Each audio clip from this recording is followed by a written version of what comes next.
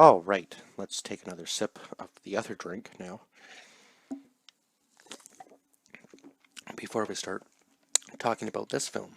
So this is the second in the series of the After films. This is called After We Collided, which is also, I guess, based on a book series as well. So in this movie, we start out with Hardin, I guess, kind of talking about, or does he talk about that at the end of the first film? I guess not. I think it starts out with him actually at the under an overpass or whatever, and this man comes up to him and he says, kind of bug off sort of thing. And now Tessa is taking her career to the next level by going to Vance Publishing. So we have some new characters in this. Dylan Sprouse plays Trevor, which kind of makes me want to go back and watch Riverdale now.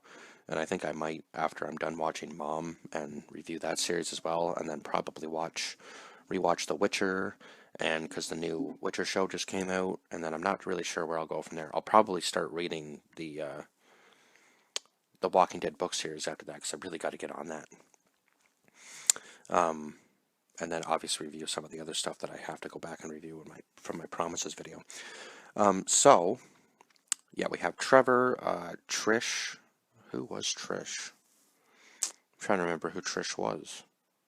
Oh, and obviously Landon, who was her friend in the first one that I never even thought to mention, who is also Hardin's brother because his dad got remarried to a new woman. That's right. So Landon is Hardin's brother, and obviously there's some issues with that family as well. Clearly, between even the two brothers, because it seems that Landon always tries to be there for Tessa, and when Hardin isn't or can't be, so on and so forth. We have Kimberly and Christian Vance. So Vance Publishing, now that it's coming back to me, was the name of the publishing company that Hardin's father was able to get Tessa into.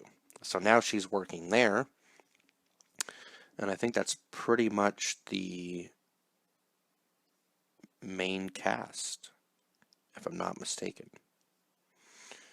Noah is in this film a little bit, I think, because they're still friends, but he's not really like a main cast member, I wouldn't say. So who was Trish? Because Carol is her mom. And I guess she kind of forgives Steph for what happened in the first movie. And I think Molly was the one that she's kind of like mortal enemies with, if I'm remembering correctly. And I think at one point is it this film where she fights her? Or is it the third one? They all kind of like blend together in the sense, I guess, these movies, which is kind of weird. But anyhow, so it kind of puts a rift between Tessa and Hardin because I think she's trying to decide whether she wants to move to Seattle, and at one point she's thinking about stuff that's going on so much that she ends up getting into a car accident, and luckily she makes it alive, but at one point Trevor takes it upon himself to basically tell Hardin not to pursue Tessa any further, and so on and so forth. And I know that obviously Trevor has feelings for Tessa throughout the film, and that kind of shows, maybe not so much to Tessa, but it was pretty obvious, just the way he was around her, kind of showed that he was trying, but he wasn't necessarily the most suave guy. We'll just say that. He didn't really know how to land his lines, as far as like wooing the other sex came. Oh my god, it was just like, sometimes it was just like, dude, why would that even come out of your mouth? Think before you speak. But anyhow, they end up just kind of, I think, becoming really good friends, and it just seems like Trevor's kind of in the picture every time Hardin wants to come back into Tessa's life in this film, and that just puts a rift between Tessa and Hardin even more. And obviously the whole moving to Seattle thing, and then at the end of the film, we find out that the guy that comes up to, it must have had to have been the same guy, because he said he was looking for somebody at the beginning of the film, and then when he comes up to Tessa at the end of the movie, it's her father, who she hasn't seen in, I don't know, God, how many years.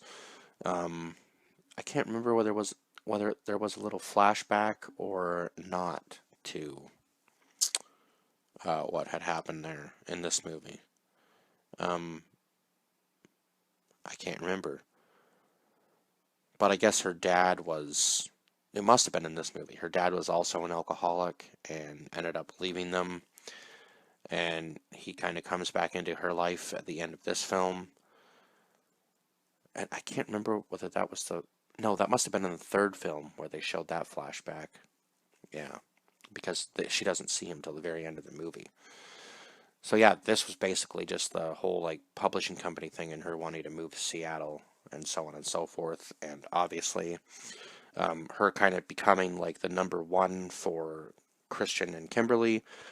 And yeah, definitely she was making some pretty good moves in the publishing company world. And I think that was kind of it for this film, really. Because I can't remember. I'm trying to think of really what else happens in this movie that's like super important. Um, I think does I believe was it this movie that he goes to see his mom at some point, or I think his mom comes. I think his mom comes to the States at some point when her and Hardin are fighting, and she says she's going to see her mom, but they end up actually, yeah, that was it. Um, Hardin's mom and Tessa end up connecting in this movie, I think, on kind of more of a level because he hasn't even told his mom that the two of them aren't together, I think, at this point in time, just due to the circumstances. Now, I think she does end up going to Seattle in this movie, if I'm remembering correctly. And yeah, I think again, it just seems like a pattern with him that he just kind of runs and hides every time the going gets tough, which is just it's just rough. And I'm pretty sure this is the one where she decides to go to the party and her and Molly get in a fight, if I'm remembering correctly. And just a whole bunch of other shit happens in this movie. Now, I could be wrong about that, but I'm pretty sure this is the one where that happens. And obviously, she's become like the kind of like the number one beside Trevor for Kimberly and Vance, and they're trying to convince of all of these people to take these deals to make the company even bigger and better. And yeah, oh, right, there was some event with his father too, but I can't remember exactly what it was. And his mother and father kind of reconnect a little bit.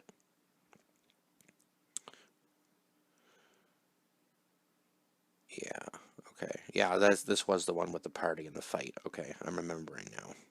Yep. Now that I'm looking at some of these photos. And then yeah, I think at one point even Tessa kind of starts to move out of the place that they got together in the first movie. So, yeah, that was right. He's very toxic. Oh, and the skating scene where he has to do whatever she wants for a day. So they do yoga and so on and so forth. And then he asks Landon for advice at one point in time.